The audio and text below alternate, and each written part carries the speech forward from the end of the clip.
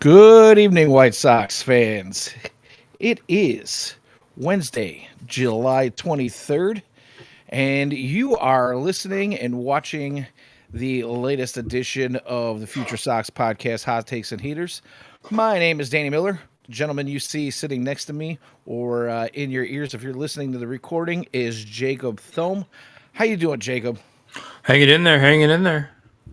Yeah, man. You know, I would say more than hanging in there right now. We have let the All Star Week kind of fall to the wayside. We came back last week, and we talked a little bit about the trade deadline and some of the draft stuff. But since then, the White Sox decided they wanted to play some baseball. Have you had an opportunity to catch any of the games over the weekend and leading up until today? Listen, it'd be a shame if I didn't, right? Because I mean, they don't win a ton of games. They're certainly on a heater right now. As Benintendi just hit one of the warning track. Oh, and I just Yeah. lost my feed too, so I missed that. I'm currently resetting. So But no, I mean, it's been a really fun week for the White Sox. All fueled by Dan Plesac's polo, which is great. Great storyline there.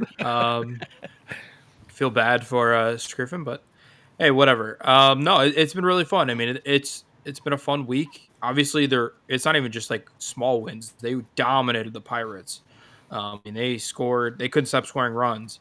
And really, the offense hasn't cooled down. I mean, they only had three yesterday, but with what has been going on with this offense, three's a big day. So um, it's been a really impressive break out of the stretch. Colson's starting to come along. He's hit home runs in back-to-back days, and yeah, it's been fun.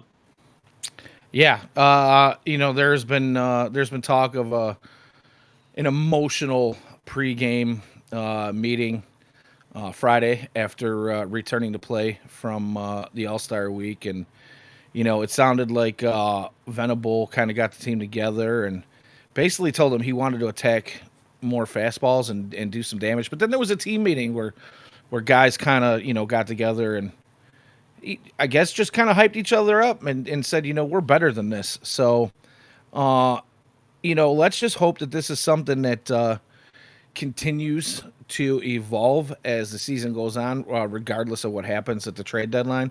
You and I have been talking about it, as well as pretty much everybody at this point, talking about how this is not your team of 23 and 24, where there was obvious dissension between teammates and in the clubhouse and just cliques and every issue possible in the world. And this just seems to be a different team altogether. Bringing up the new guys, bringing in some fresh guys from free agent pickups in the off season.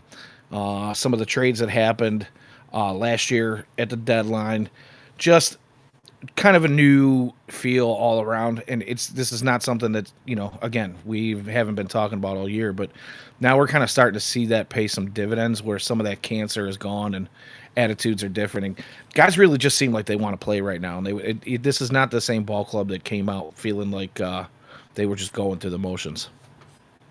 Yeah, 100%. I mean, it's a different team. There's been a lot of energy, and we've seen that. I mean, guys are being competitive. I mean, we've kind of talked about that. Like, this team wants to win. It's just I don't know if they have the talent to win. Um, but finally, some of the talent's starting to show through. I mean, listen, Colson's a former top 100 guy. Luis has had a great week. I mean, it's all starting to come together here, and not in like a resounding way. Like, this isn't a team that's going to go on a massive run here, but I think this is a team that can play closer to 500 than they have the last 2 years going down the stretch. Obviously, if the deadline blows the team up, we'll see. I think that it's going to be a very interesting outfield. It's going to form over the next week, but yeah, excited for the future. And I think all Sox fans should. I mean, this is a bright spot that Sox fans have been waiting for a long time. Yeah, agreed. uh as we get further into the show, we'll kind of talk about why that outfield might change some here in the next week or so. But really, I kind of wanted to, actually, you brought it up in a chat between you and I in a text thread that you wanted to kind of revisit some of last year's trade deadline. So I figured before we got into what's going on right now, in particular, I thought we could talk about last year's trade deadline. One or two specific trades. I know there's one you want to really get into, and we can kind of take a look at that and tell us what history's shown us, and what maybe we can expect at this year's deadline if history seems to repeat itself. Yeah, I mean, obviously this idea was sparked today by Fetty getting DFA'd. And that was kind of the big driver of that. I mean, it goes back to the deal last year, right? Where like that was the marquee deal. It was Eric Fetty to the Cardinals with Tommy Pham, and then Kopech going to the Dodgers along with um, Edman from the Cardinals. And Sox got back three guys: Vargas, who's has a single and a run driven in, or sorry, a run scored tonight, and then you have Perez and Albertus, who are two just extremely young prospects that the Sox are still trying to develop. Perez is playing, and he's going to be he's going to put up 25 homers this year as a 20-year-old. Yeah, There's still really big potential. Yeah, I mean the power. Go ahead. I'm sorry, I didn't mean to. Oh, go ahead. No, I was just going to say in limited time at the lowest levels, he just obviously it's hard to project. Some guys do that and then fizzle out later on, but so far Gerald Perez looks like the real deal at the level where he's at right now. He's a ball player. Yeah, 100%. I mean, the power potential's there. You still have to fix some of the swing decision stuff. I think there's more contact to be made. But I mean, he's got 16 home runs here right after the break. And then there's Alexander Albertus, I believe I pronounced that correctly, who is, when he's played, the results have been great. It's just he can't get on the field.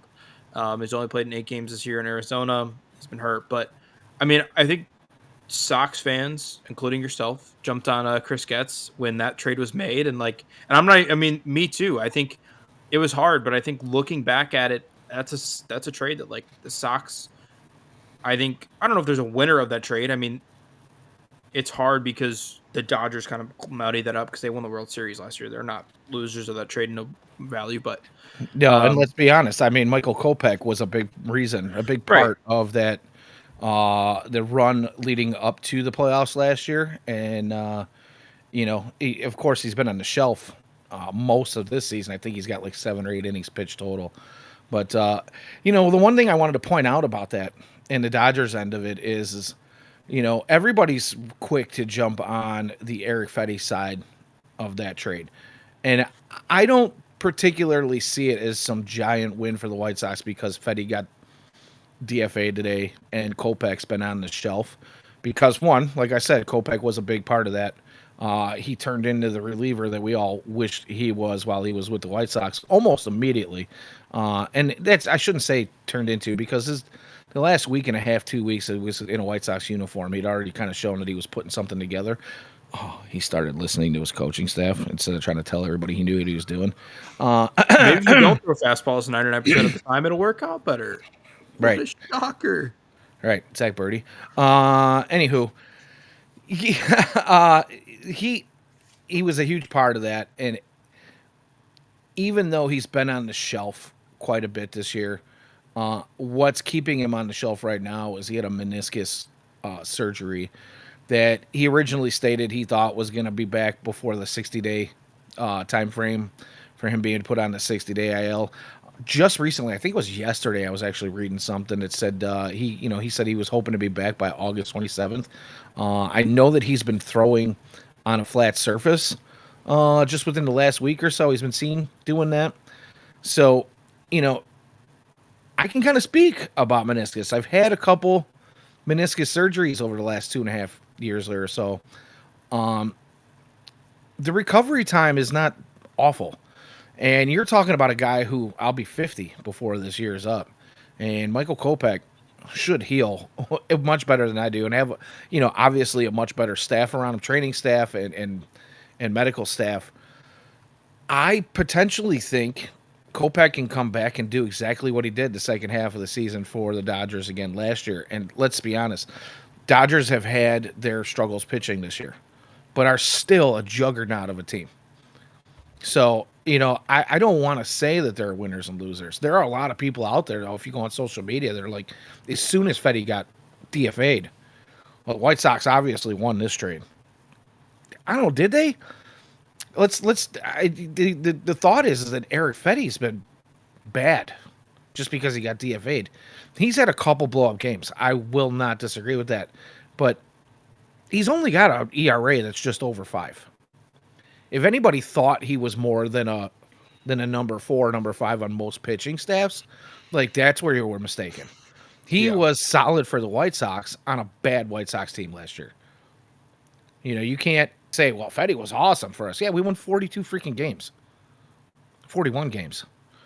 You know, like, ouch. Like, on a team with a decent pitching staff, Fetty's a 4. You know, chances are I don't think he makes it through waivers. Somebody's going to scoop him. Could be the White Sox at the deadline. Should be. There's a familiarity here with a coach who may have helped kind of bring him along after he got back from the Korean Baseball League. Or was it Japan? Either way, he came from one of those leagues.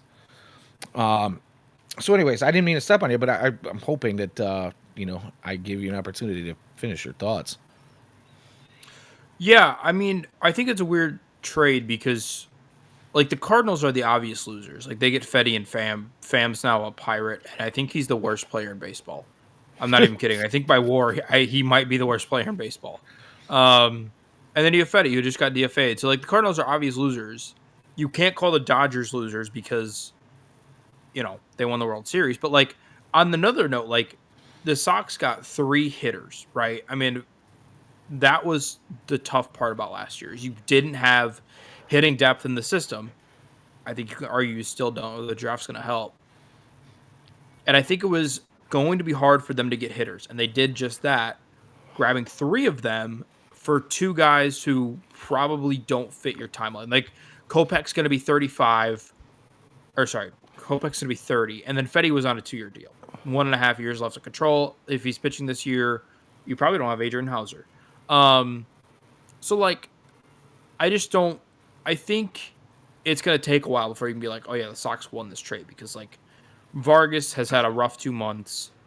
And then Perez and Albertus are still, 20 or 19, I think. So it's going to be a while, but I do think that the initial reaction of, oh my God, the Sox got killed in this trade. What is Chris Getz doing? Can now be taken back. It's like, okay, there was a plan here. They have 3 quality hitters. Well, at least 2. We don't know about the third one yet. They have 2 quality hitters that, like, young bats with power potential. Like, that'll work.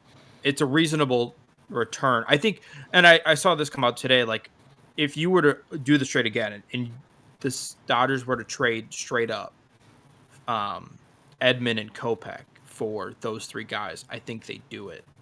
I think that's an even trade today. So, yeah, I don't know. But that's my thought on it.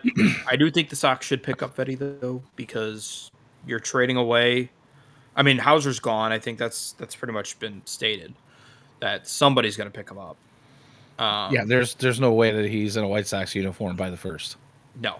Ironically, very similar to Eric Fetty last year. Like, that kind of seems like bounce back candidate, just 1-year deal instead of 1.5. So I don't know what the return's going to be, but and then you're looking at potentially Savale's gone. I don't know if they want to take a swing at another rotation piece. Is Davis Martin traded, Cannon traded, Sean Burke. I've been big on those guys getting one of those 3 getting traded, but who knows? So I think you're going to need another starter somewhere. Thor's in Charlotte, which is kind of fun. I saw him rocking the hair today. So we'll see if he makes an appearance. Clevenger's obviously always talked about is coming back up.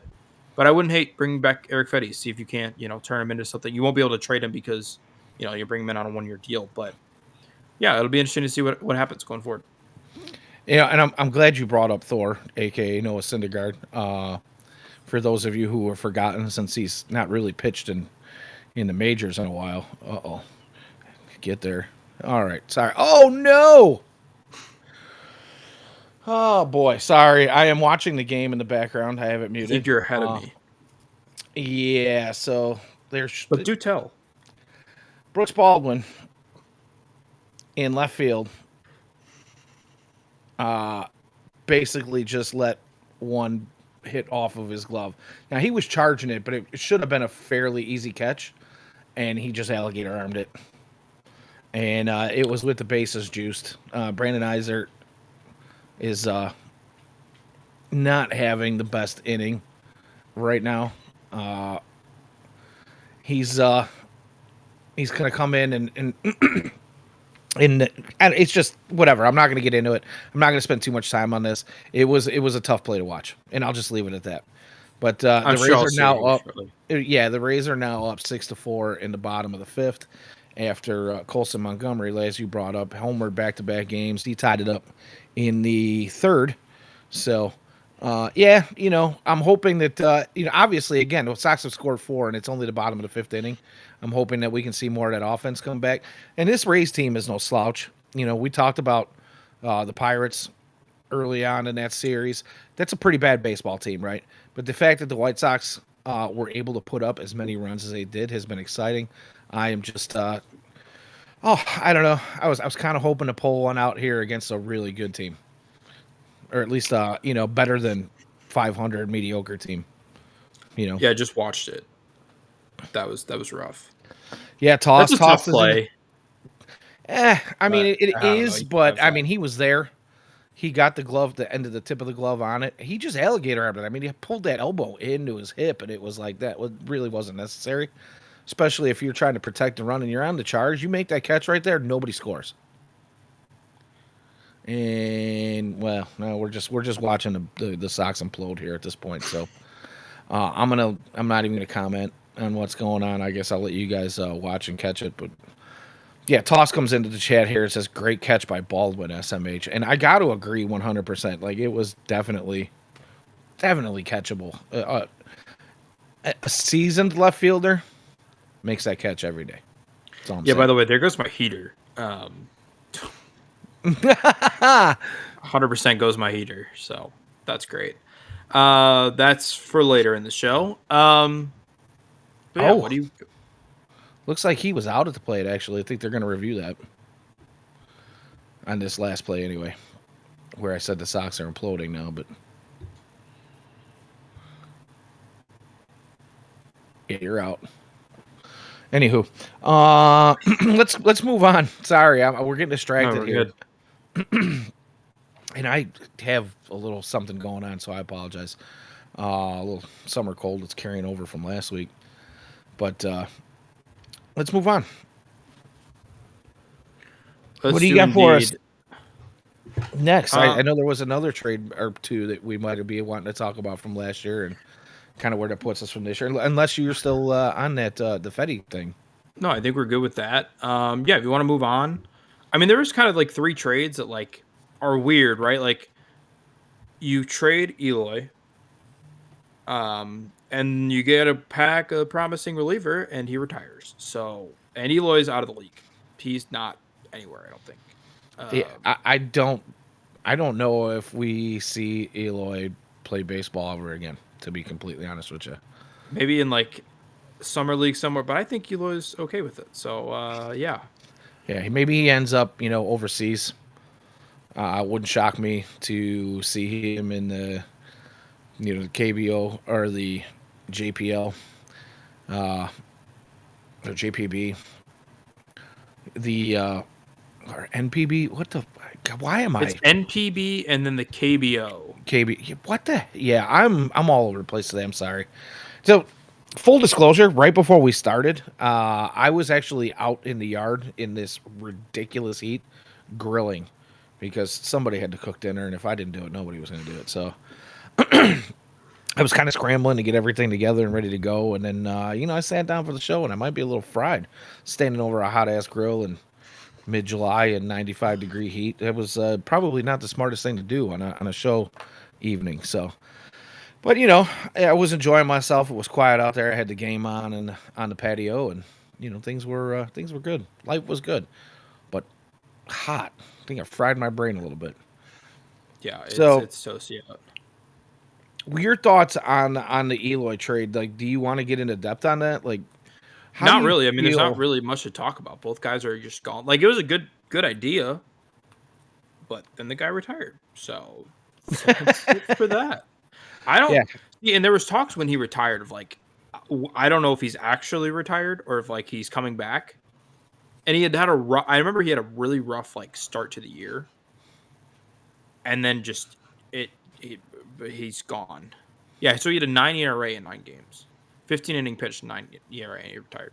Done. Yeah. Bonkers. Well, He was to be honest 27 with, years old. to be honest with you though, I don't think anyone really expected much out of an Eloy trade at the time. Anyway, the guy just couldn't stay healthy, couldn't stay in a baseball field. Uh, Uber talented physically, but also extremely injury prone physically, and there just was something like the whispers were out there that he was uncoachable. And it's not so much that he didn't want to be coached, is that he just didn't seem to get it a lot of the time. He was a guy who, grew up and just had all this ability and was better than everybody that he played around because he had all the ability in the world. But once you get into the elites of, what do we have our hands up for? Did you miss it? Did I miss it? You apparently did. Teal just homered. Oh no, it's happening right now on my screen. Well, so somehow Merkin ruined it. Oh, Merk. I was gonna say, like, I thought you were behind me. No, I am, but I have notifications on 3 different places. Yeah, I tend to leave my phone sitting down when I'm watching the game because I will see way too much on my phone before I actually get it on the live feed or semi live feed. You know what? I was gonna save this question in the chat from Baseball Toss, but I think we could probably get into it just a little bit here really quickly since we're watching Kyle Teal smoke. I mean, I wouldn't call it a monster bomb, but it got out in a hurry. It was a line drive shot out in right field. So, what's that? Is it a unicorn? Unicorn. Yeah. So, tossed. I don't know if it was a unicorn, but I'm gonna look it up. Go ahead. Sorry. Toss asks. He says you can answer this later, but we'll get into it now. Will the draft picks do like an intro press conference at all? I mean, I think we'll probably see at least a couple of them. You're not going to see all 20, but you probably will see some sort of interview somewhere down in the next day or two, especially since it was announced earlier today that all 20 have signed, which I know there was 1 or 2 that were kind of, some folks had some questions about that possibly maybe wouldn't sign. A couple of prep guys that were selected in the later rounds. But, they got the deals done, and everybody's going to be in the organization. So, yeah, I would assume you're at least going to see a handful of the top 5 or 6 guys. You might see something at some point. Maybe they'll get to do a group thing, but that's really difficult to do at this time of year. Not everybody is in a position to be able to make it at the same time. So, it's, we'll see what happens. The White Sox are not typically we're going to show off type of team. So I don't really know how many you'll see, but I'm sure you'll see something. Confirmed a unicorn. Which doesn't surprise me. That makes a lot of sense for where it was hit. Which, by the way, doesn't make a ton of sense because I thought that Steinbrenner Field had the same exact dimensions of... Did Luis? No, okay. Had the same exact dimensions as Yankee Stadium. I guess the wall's higher, and so that's why... I don't know. Anyway. Anywho, getting back into the trades, there was only 2 more. So DeYoung gets traded for Harold Rosado, who was really good last year with the Royals and has been awful this year. I think he's got like a 6+ ERA. A reliever prospect. We'll see if he turns it around.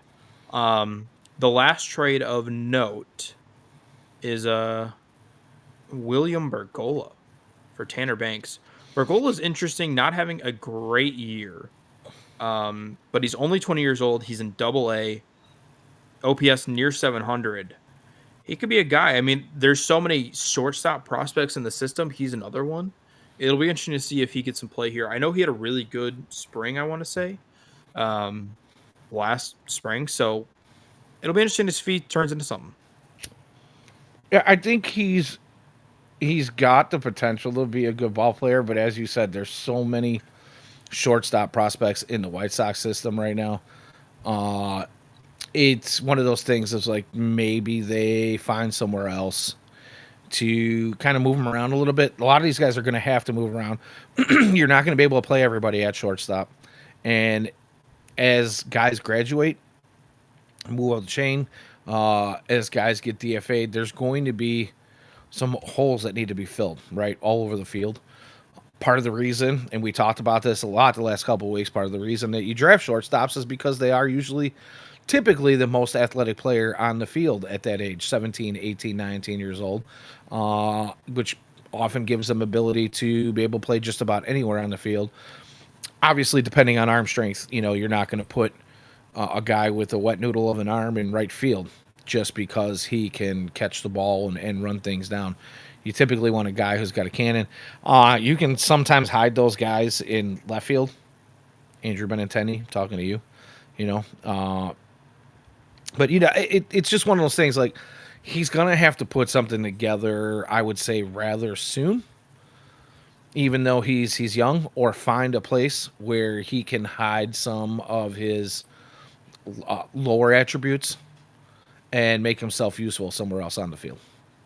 So, but yeah, Yeah. oh, go ahead. No, I was going to say agree. But I think you can look at this, right? And you can go, okay, this is kind of what the Sox should expect, right? Like, I think William Bergolla is a great example of like a guy who falls in between that 10 to 20 range. For a lot of the relievers, I think a lot of the pitchers are going to net you guys like William Bergolla. I'm sorry. Yeah. And so I think, and then I think, I think Hauser maybe gets you a Miguel Vargas type. I'm not really sure, but like these are the kind of the trades that I think you'll see a lot more of. I don't think there's going to be a top 100 guy, although the rumor is that Luis's play here over the last little bit is, kind of bringing him up those boards. So we'll see if that happens. But yeah, it'll be interesting to see how this trade deadline pops up. But I'm expecting a lot more in the 10 to 20 range or 10 to 30 range for most of these trades than anything other than that. I don't think you'll see a top, you maybe get a top, 10 guy in the Sox system back for Luis or Hauser, but that's about it. Yeah. I'm gonna save my Luis talk for just a little bit here because I mean I don't want to give too much away, but I have I'm gonna kind of put Luis in at the end of the show, at least my thoughts on Luis. Well, it's gonna be difficult to do if we're gonna start talking about the trade deadline here and what we kind of see coming up. So I'll hold off until we get into that stuff, but we'll continue.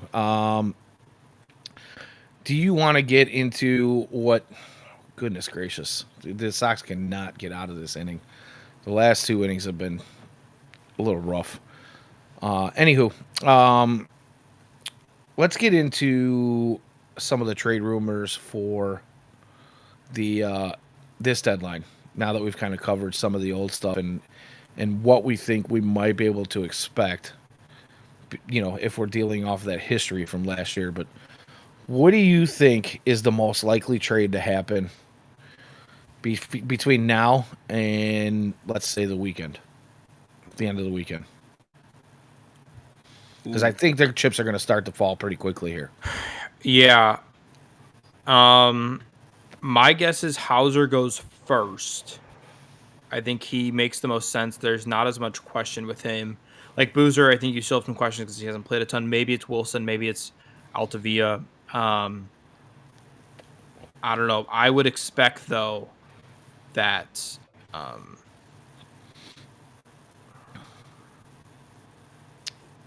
would say it's going to be a pitcher who moves first. Unless it's a guy like Michael A. Taylor, something like that. But, yeah, those are the guys.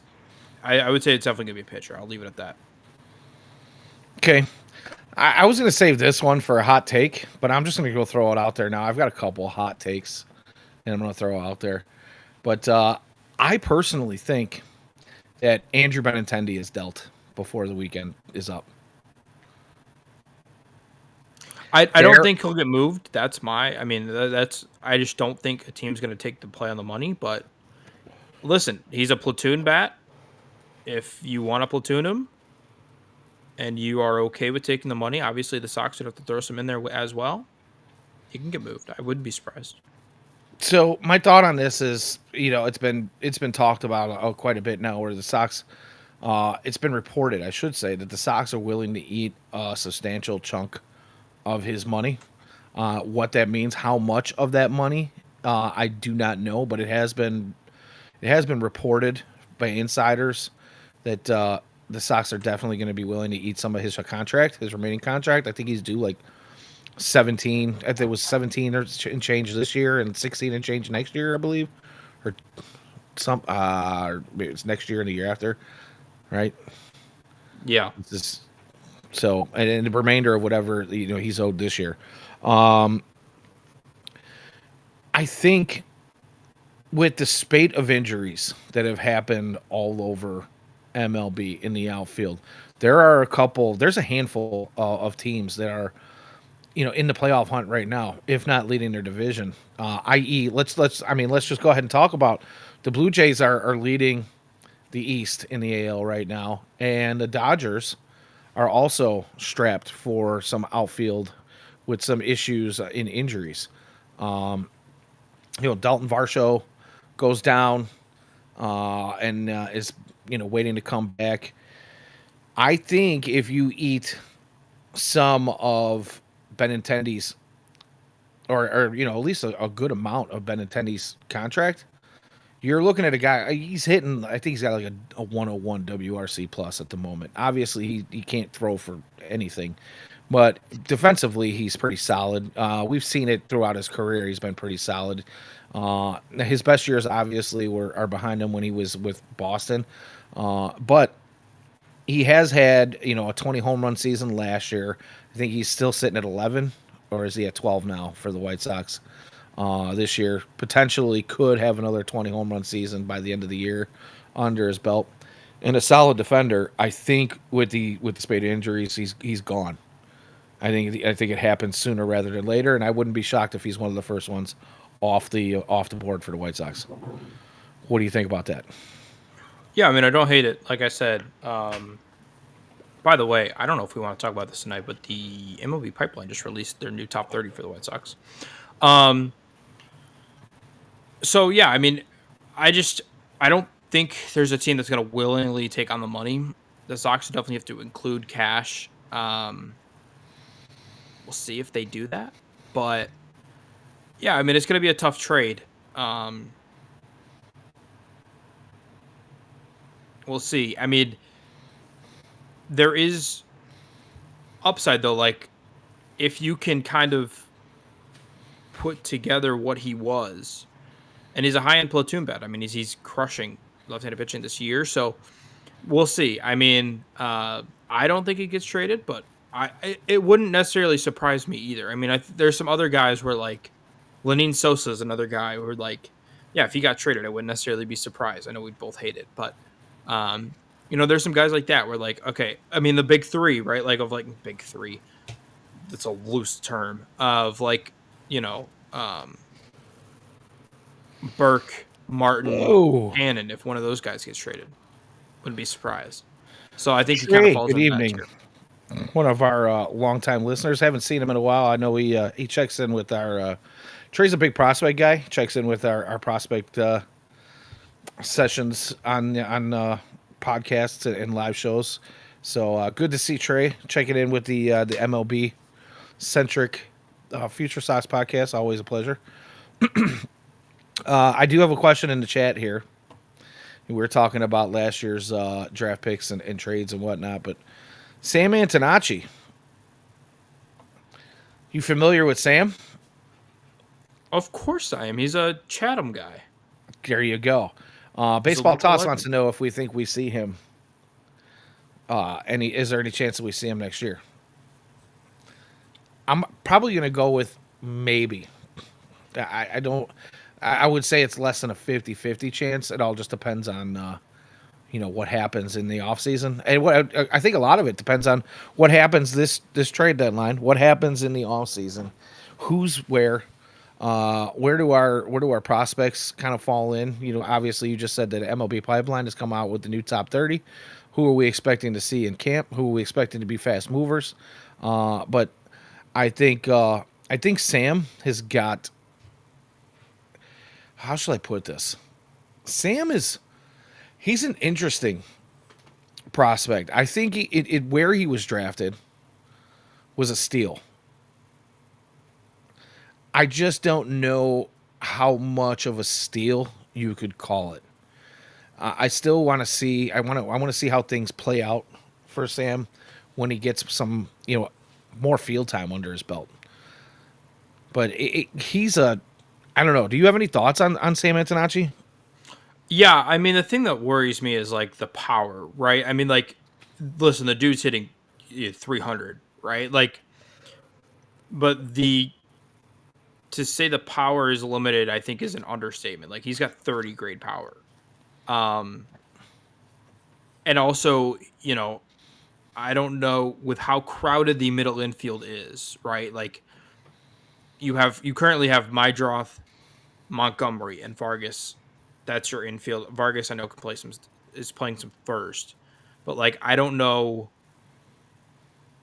It's going to be tough for some of these guys because there's going to be a couple of them, and the Sox just drafted two, right? Like, they have two in Lodis and Parrish. Those guys could move quickly. They're college bats, a lot similar to Sam.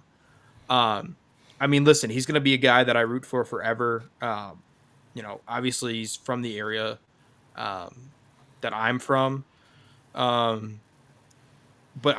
it's like the Sox have a serious quote unquote issue of like their middle infield is like there's not much room to move these guys. Like, they have so many shortstops, second basemen. I mean, I know he can play third, but there's a logjam there for sure. Is he a guy that you move to the outfield? I don't know. Is he a guy who's a bench bat? I don't know. Like, in terms of, do I think we could see him next year? If someone gets injured 100%, I think kind of the rule of is like, if you're to Birmingham by the break, which he was promoted right out of the break, you've got a shot the next year of making the team. Obviously, he's got to put it together. He's had a good first 4 games. I'll tell you that much. He's got a 1236 OPS right now in Birmingham. So Right. we'll see. But yeah, I mean, he's another interesting prospect for like, everything looks good. And he is a guy, though, that has enough power. I mean, he's got enough, extra base hits there to be like, okay, there's something there. So maybe I don't know. It's going to be tough. Their Sox are going to have a really interesting issue. Like, Yeah, I mean, what do they try to you do to didn't you get didn't mention DePino. I think DePino's another guy who can move. Yeah, I was trying to pretty keep quickly. mostly middle infield there, but yeah, I mean, they drafted a Yeah, lot he's a of corner, outfielders. obviously, but we're talking about a guy who, again, no power versus a bunch of power. The hit tool is there for Sam Antonacci, but the power tool is not. And then it kind of goes the other way with DePino or guys, like you mentioned, some of the middle infielders that are going to possibly be moving through the system, where there's more power potential, but guys like DePino don't have the hit tool quite. There's a lot of swing Right. and miss in their game. I think now some of the success we're seeing. Obviously, we talked about this a little bit early in the show when you've got Venable telling guys, okay, we have been way better than last year as far as our approach at the plate. They're seeing more pitches. They're forcing pitchers to throw more balls, you know, over the heart of the zone. They're not being able to nitpick. Your chase rate is down considerably from last year, but you're not punishing the balls that are in the zone, balls that are hitters' pitches, and you've seen guys get more aggressive on the fastball. You've seen guys work counts where they know, there's going to have to be something hittable coming, and they're taking advantage of those. I don't know that in the lower ranks of the farm, before you get into, Birmingham or moving into Birmingham even, that there's much of a difference in philosophy. And I think one of the biggest things that is being talked about in the organization is the lack of power at the MLB level. We're talking about a team who's, been in the bottom three in home runs for a while now in a hitter's ballpark. So I think they're looking for more power. And it's going to be very difficult for Antonacci to crack the lineup without having some pop in his bat. You could use him as a table setter. Obviously Chase made. We look at Chase Mydroth this year. He's got 2 dingers. He's sitting on 2 dingers for the season. He's only got he's under a 700 OPS at the moment, but he has been a table setter. And he has been a spark. He's been clutch in a lot of situations. A lot of people were getting down on him when he cooled off for a couple weeks there, right before the break, and he came back from the break. It was like he got some rest, and he's been hitting again. I don't know that wouldn't be necessarily a bad thing for this White Sox team, but you can only have so many Chase Mydroths. Yeah. You're not going to be able to force a Sam Antonacci into that situation. If we had a bunch of guys who hit 300, I mean, if it was up and down the lineup, it'd be awesome. You necessarily wouldn't need dingers, right? You'd be scoring runs. You'd be playing the small ball, Ozzy ball. Get them on, get them over, get them in. And it's very difficult in today's game of baseball to not have some power hitters and be successful. Yeah, and the Sox have Sam's not even the only that type of prospect in the system. Bergola is the same type, lack of power, middle infielder, and then obviously you have Mydroth. Gonzalez is another guy who doesn't have a ton of power. There's not a lot of pop in that bat. Another middle infielder. There's so many Chase Mydroth in the system that I'm wondering if you have to trade him off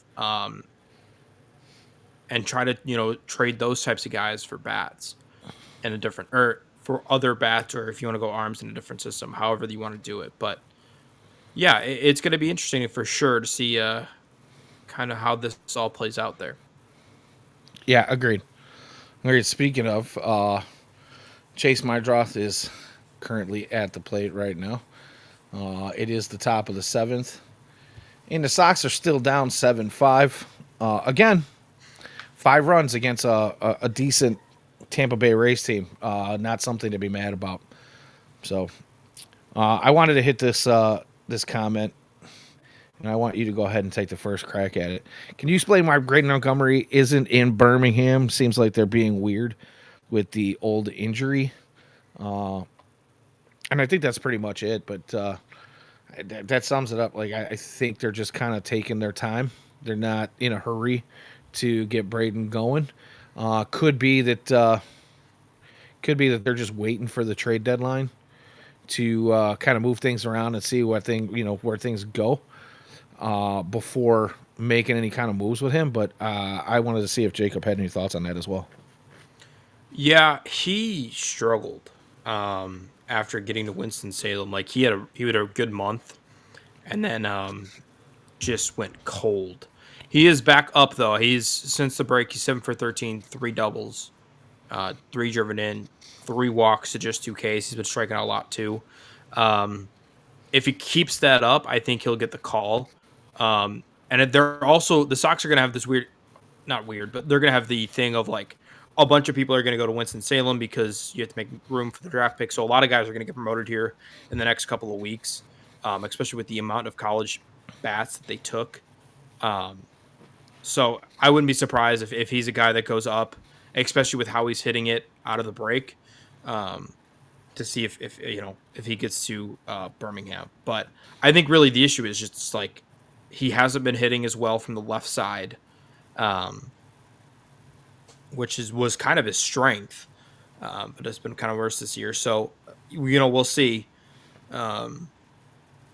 if he continues to play this well, and then everybody kind of going up. I think that makes sense. Yeah, that's kind of what I meant was with the whole deadline thing and taking their time to figure out where things are going. Is if let's say if I happen to be anywhere closer, right? Again, it might be a hot take, but I think Andrew Benintendi does get traded before the deadline. I know a lot of people are against, or at least don't agree with me on that.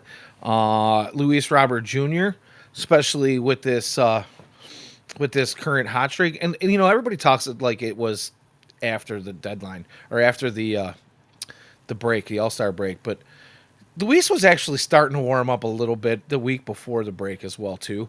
And you know, perfect timing, honestly, because I don't know if you've heard this, but there are rumors out there that the White Sox traded or passed up on two. I think it was today. It was reported by the Athletic earlier this afternoon, early this morning. The Athletic, maybe late last night. I don't remember, but I remember reading that they are saying that they have sources in MLB that the White Sox have passed up on two aggressive trade proposals for Luis Robert Jr. in the last week. Too aggressive. So, you know, I mean, to me, that's really crazy too. Like, they did not like, you know, the prospects that were coming back or, you know, what the total package of what was happening there. I'm not really sure, but let's just assume that Luis Robert Jr. and maybe Benintendi, Talkman probably, all get traded. Michael A. Taylor has a possibility of being traded.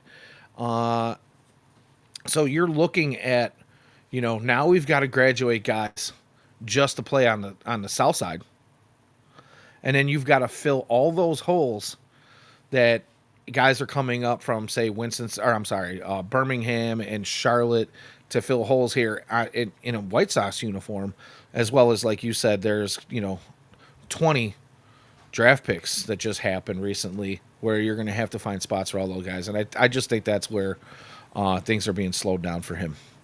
I think the Sox are just trying to figure out where everybody goes before they start plugging guys in and moving things around, and not have to, you know, move things around twice, three times before that happens, right?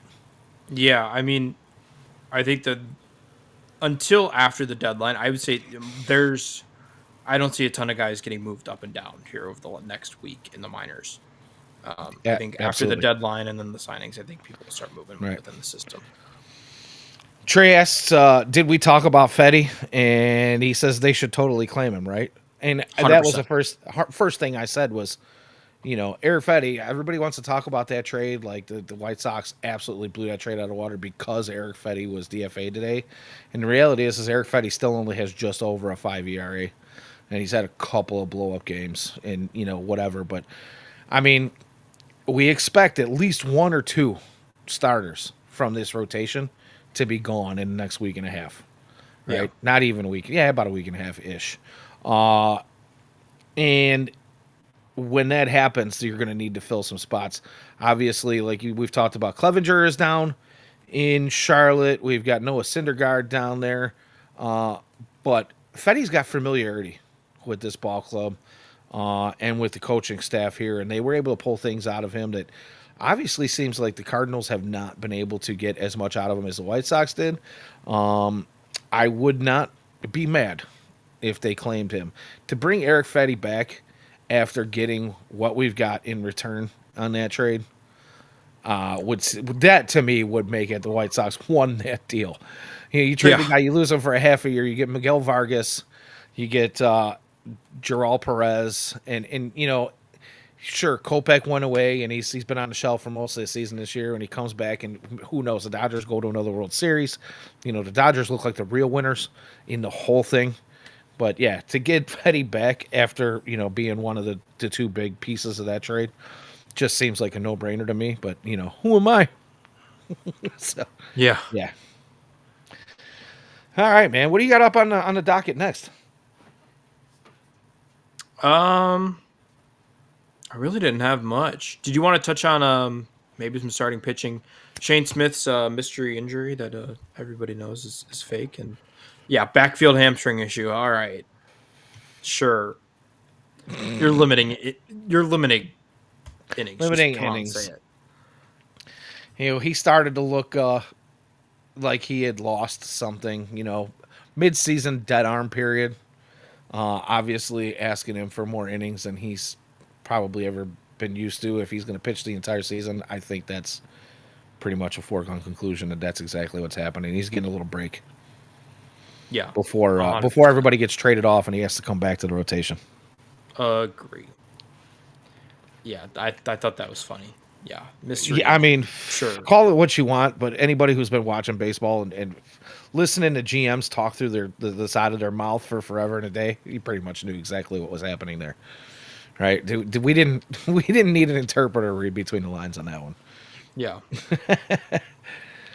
All right, well, I mean, right now we're about 51, almost 52 minutes into the show. It is the bottom of the seventh. Unfortunately, the Rays are threatening again with two on and nobody out with a 2-run lead. But as we're getting closer to the end of the show here, I'm going to throw it out to the chat, and I'm going to throw it over to you. We can just go ahead and we'd spent about an hour and a half on last week. We can kind of start with hot takes and heaters a little bit early this week. What do you think? Yeah, 100%. All right, so chat, if you guys are up for it, I'd love to hear some of your hot takes and your heaters, of course. But go ahead, Jake. Let's start with you.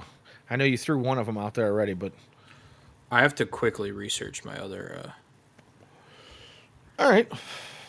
Well, okay, so it was going to be Brooks Baldwin, who has a near 800 OPS. Hey, one gaff in the outfield, we could still Yeah, call no, him. He's been on a still heater. been good. All right, give me Luis. I finally take the easy one. 1190 OPS in his last 7 games. Enjoy Philadelphia. I guess that's my hot take. He goes to Philly. I still think he goes Toronto, but I don't know. That's just me. I will also take a swing at Luis. He's going to be my hot take and my heater. He's going to be one. I have a couple, but obviously I threw the Benintendi being traded, and I think it happens before this weekend's up. I think Benintendi is gone.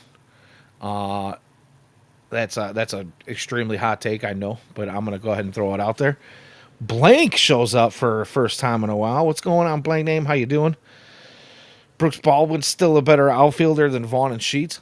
100%. He doesn't have cinder blocks for feet, so I'll give him that. I think that bar might be in hell. I don't know where that bar is, but that is about as low as it goes. So yeah, but thanks for that one, Blank. We always enjoy a good giggle around here. But Luis being my hot take and my heater, obviously been on a heater. Like I said, it started a little bit before the deadline. Or I'm sorry, I keep saying deadline. Before the All-Star break, he started warming up a little bit. Since coming back, he's been pretty hot. And again, he's got I know of at least one hit tonight, maybe 2. I can't remember. But I know he did get one early in the game. But yeah, on an absolute tear. Not chasing a bunch, which is awesome to see. He even got himself a couple of dingers. So always love to see that. My other hot take is I don't know if he gets traded. Crazy, right? I'm predicting that Andrew Benintendi not only gets traded, but gets traded before Luis Robert, and that there's a chance Luis Robert is still in a White Sox uniform after the first. Okay, what do you think of that one? This quickly. If Luis isn't traded, the Sox are spending serious money next year. The only way you're keeping him is if you think you're going to be competitive within the next 2 years, which currently I don't think they're going to be. If they keep Luis, they're going to spend some serious money because you're going to have to replace him.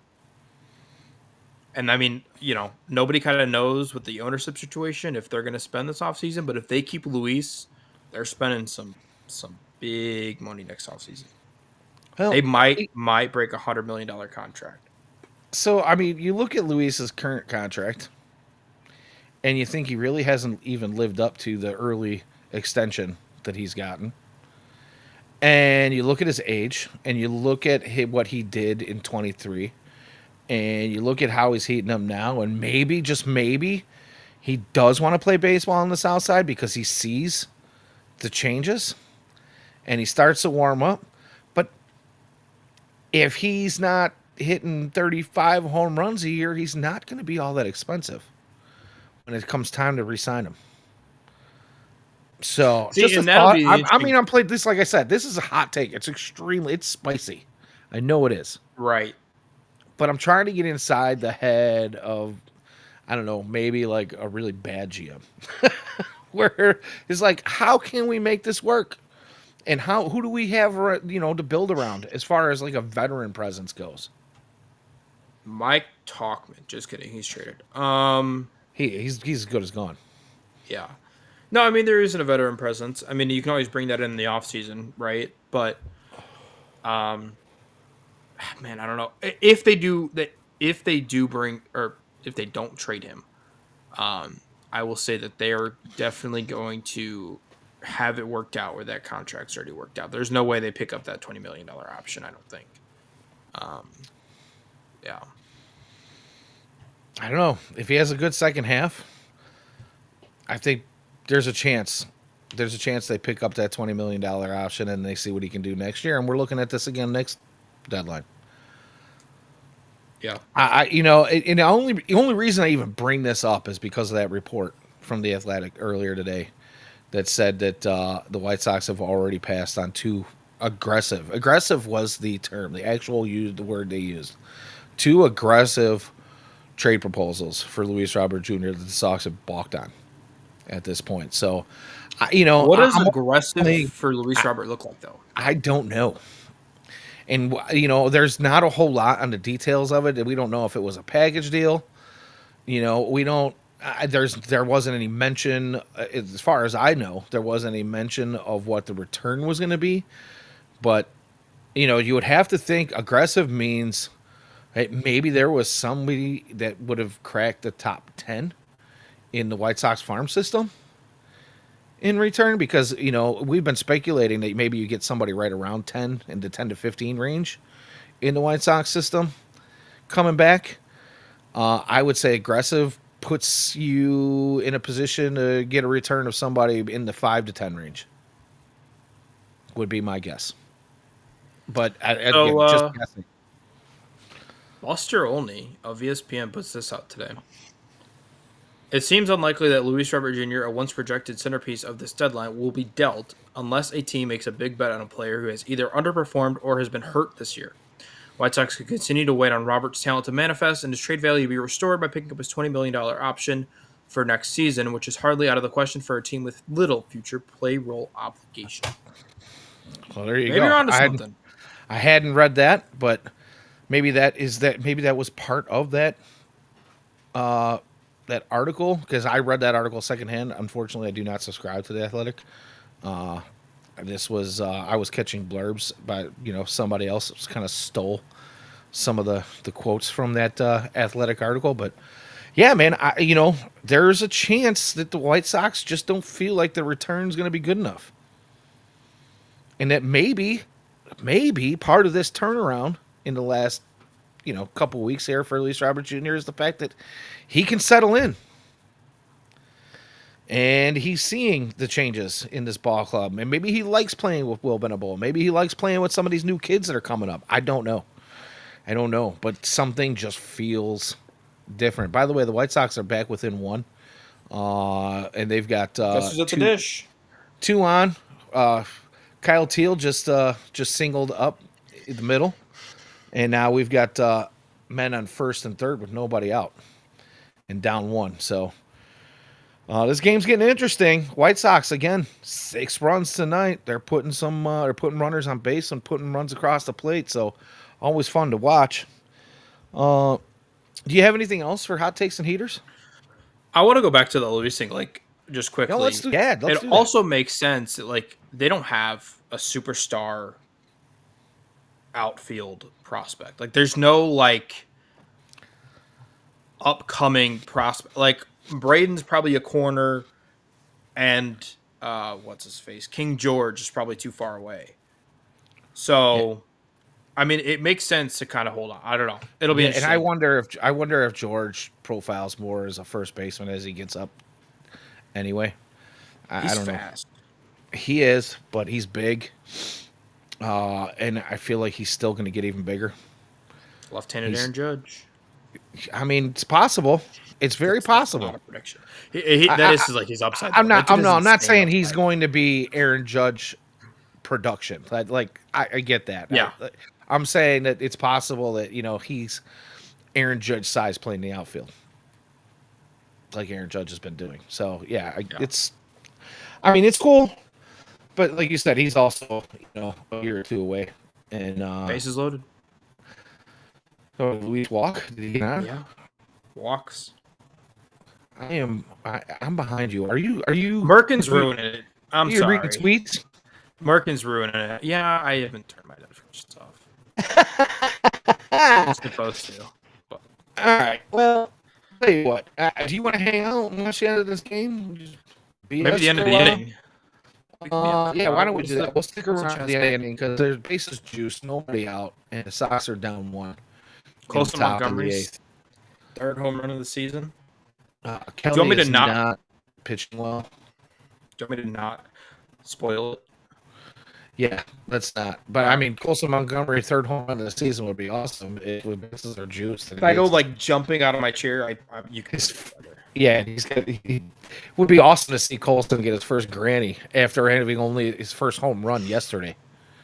Wouldn't that be something? Yeah, we'll hang out 7 RBI day. Yeah. Well, I mean, he's got a hell of a cut, I'll say that. And he's been on some pitches. Even when he hasn't been successful, he's barreling up some balls. He's hitting them hard, even when he hits them right at people. And there was a lot of questions. Let's talk about Colson for a little bit. Let's do it. Here. When Colson was struggling, even as late as like 2 weeks, 3 weeks before he got called up to the MLB club, and he just kind of started to warm up a little bit in Charlotte. Do you remember the amount of people that were like, we can't bring him up now? What do you mean? I mean, I was like, I don't know if I'm really ready for this, but oh boy. He did it. No, off the top of the wall. Are you kidding me? He just missed. I mean, hey, a double we'll take. A double we will totally take. He just missed. I could not. I was like, no way. Did this really just happen? But yeah, he hit one off the wall in. I wouldn't call it straightaway center. It was like center, right center. Pretty much right center. Man, he was a foot away from his first grand slam. Unbelievable. And the White Sox take a 1 run. Yeah, 5 RBIs for Colson. Double and a single. I'm sorry, a double and a homer, at least for him today. Has he got another single too? I don't know. He's now. It feels like he's. I was gonna say it feels like he's been on base all day, but maybe that's just me. That's just because he's been on base like all week. Yeah. So, but man, so as we were talking before this happened, I wanted to ask you, like, everybody was kind of down on Colson, like, he's not the guy. You know what I mean? Like, everybody was like, oh my God, he was the top prospect in the organization, and how he's fallen off. And I mean, it's like I said, as late as like mid-June, people were, talking about this thing. Early to mid-June, they're like, oh my God, Colson's just not it. How do you feel about what Colson's been doing so far? I mean, we touched on this on last week's show. Like, and I've said this all year, like, he had such an insane amount of pressure because the Sox system was so bad when he got drafted. And then, like, he shows up and he starts hitting. And so everybody's like, Colson Montgomery's the savior of the system. He's the only prospect we're talking about. And he goes through that, and then he gets hurt. And then, like, he's dealing with that all of last year. And then he comes out, and he is pitiful this year. He is awful this year. But then he finally turns it around. Has a good couple weeks, gets called up, and shows up. Like, I think there must have been, like, a relief of, like, I finally made it. Because, like, he looked like he was fast-tracked as a prep guy to the majors.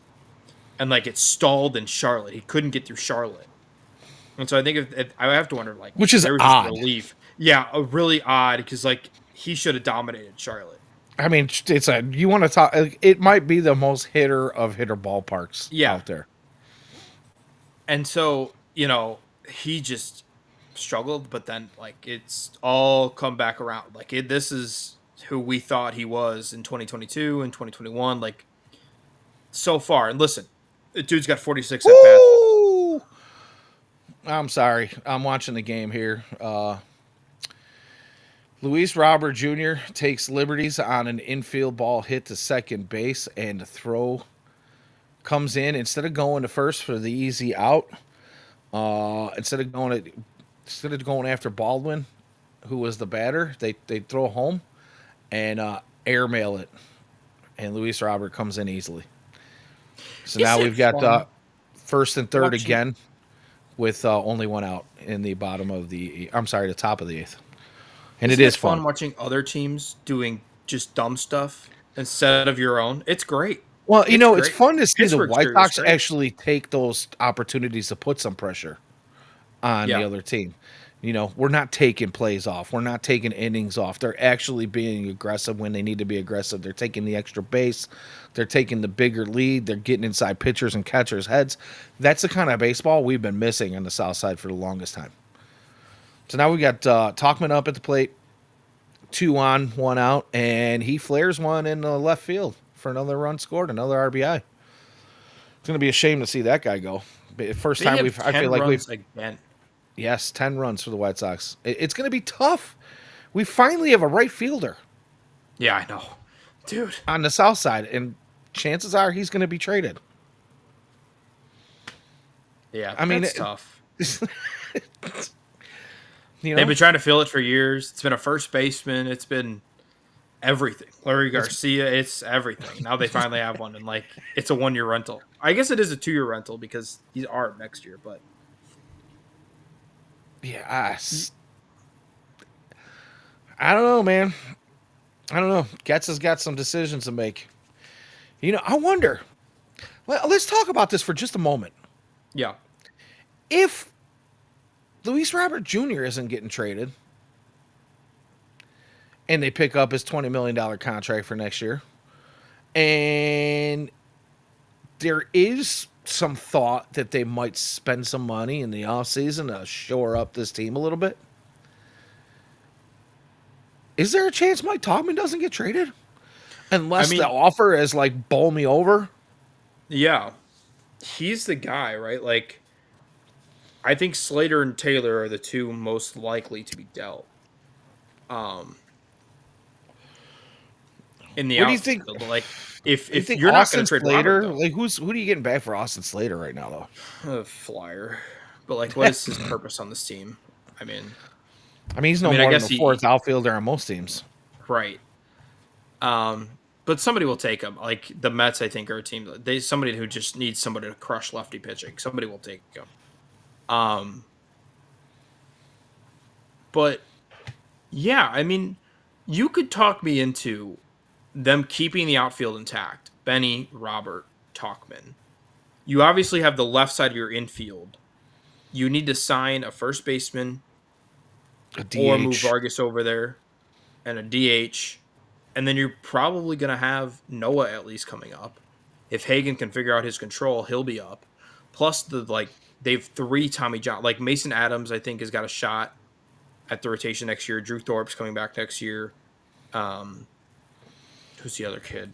Like Kai Jesse Bush is going to be Soltons. Solchen and then they have Soltons. like I mean, a bunch of guys that are just rehabbing yeah, right now. like there's a bunch of guys that could make the rotation next year. So I think the rotation will be better, and the bullpen's been good. So yeah, it might be. I mean, if they spend on first base and DH, like you have a interesting team next year. Not World Series caliber, but like sneaky 500 team, which should be Oh, fun. I think if you spend on a first base and a DH of both with decent power numbers, and guys that can protect, other parts of the lineup, i.e., Andrew Benintendi, Andrew Vaughn, Andrew Vaughn. Wow, Luis No, Robert, no, no. Luis Robert Jr., Andrew Benintendi, which is where the Andrew thing came out, and then Wow, 11 runs for the White Sox. Unbelievable. Baldwin comes in to score. Um, I don't know. If you've got a banging DH and a banging first baseman, Cough, Alonso, and Schwarber. Those were brought up last week. they were. And Yeah. now with those scenarios being thrown out there, Pete Alonso and Schwarber could actually turn this team into a better than 500 team, especially if the pitching staff remains, these guys come back and actually do some of the things that they're supposed to do, and we can keep some of them healthy. Could be interesting to watch, and then it would be interesting to see what they do with third base if they decide to move Vargas over to first. Yeah. I don't really know. There are some plays here, and I know we're kind of pushing some things. We're just throwing some stuff out there to get through this inning before we sign off. But unbelievable what Made the it right. opportunities are right now, and it's kind of crazy that we're even having this discussion all because of a 4-game win streak Yeah. and some power numbers or some runs being put across the plate. We wouldn't even be talking like this 2-3 weeks ago. Yeah, no shot. But I mean, there are some interesting first basemen. Like Carlos Santana makes a lot of sense. Like just guy who plays a decent first base. Like he's gonna win the Gold Glove this year and just hits bombs. Like sure, I'm in on that. And he'd be cheap-ish. I mean, he'd be like a 12, $15 million guy. Like Pete Alonso, obviously we've talked about Max Muncy has a club option. He's staying. Josh Naylor. God, I hate Josh Naylor, but I You feel would like love he's a Josh guy. Naylor if he did Right, what if he he's on did. your If team, right. if he does what he did to us, all the time that he's been with the Guardians, and he's doing the same thing in the South Side, you might not hate him as much. That was like when Right. AJ came over. Everybody before he played for the White Sox was like, that guy's an ass. He's a stir the pot kind of guy that people just didn't like if he wasn't on your team. But when he came to the White Sox, he became a fan favorite pretty quickly. All right. So speaking of Vargas, we're now up 11-7 in the top of the eighth. Man on first and second. Vargas is coming in with 2 outs. Let's see what he does here. 1-1. So yeah, I mean it's interesting to even, like I said, have these discussions because the White Sox look like a baseball team right now, and that's really Right. the only reason we even throw some of the stuff out there. So let's just call this the extended hot take version of our show this week. Yeah, I agree. All right, that's the end of the top of the eighth. I think we can go ahead and pretty much sign out from here. But again, awesome to see the White Sox put up 11 yet again. I mean, Yeah, they're just scoring runs in bunches can't here. stop. So can't stop, won't stop, Darn tootin'. never stopping. Can't stop, never stopping. So, anywho, anything else you want to add before we sign off here, Jacob? Nah, I think that's it. Cool. All right. Well, as usual, big shout out to all of our chatters this evening. We appreciate you guys. We appreciate all your questions, all your comments. For those of you who are not with us live, we also appreciate you checking in. We get your comments on our YouTube videos and other places as well. I try to keep up with the best as possible, but if not, I apologize. I am still a busy dude. I'm not always just sitting on my behind talking about the White Sox. So I try to get to you guys, but we appreciate all those comments. As always, if you are with us or any of our other shows live, our super chats are always open. We appreciate any donations if you like the content, and of course, smash the like button, subscribe, hit that little notification bell so that you know anytime we are going live with any one of our shows. Also, you can find all of our prospect and major league highlights on our YouTube channel as well as our Twitter. If you're not subscribed to us there, go ahead and do that. Give us a follow. And if you are interested in some of our exclusive content, you can find that behind our Patreon donation wall at FutureSox.net. All of our awesome write-ups by our fantastic team bloggers are going to be found there as well. So, again, we appreciate all you guys. You can find us every Wednesday, just about every Wednesday at 8 p.m. On the Future Sox Hot Takes and Heaters podcast. Until next time, for my co-host, I am Danny Miller. That guy sitting next to me is Jacob Thome. You can find him at jthome21 on the old X/Twitter. I can be found at Danny Miller FS in the same place. We'll see you next week. Hopefully we'll have some big trade stuff to talk about. And I don't know, maybe we won't have some big trade stuff to talk about if you were paying attention to the end of our show. But until next time, as always, go White Sox.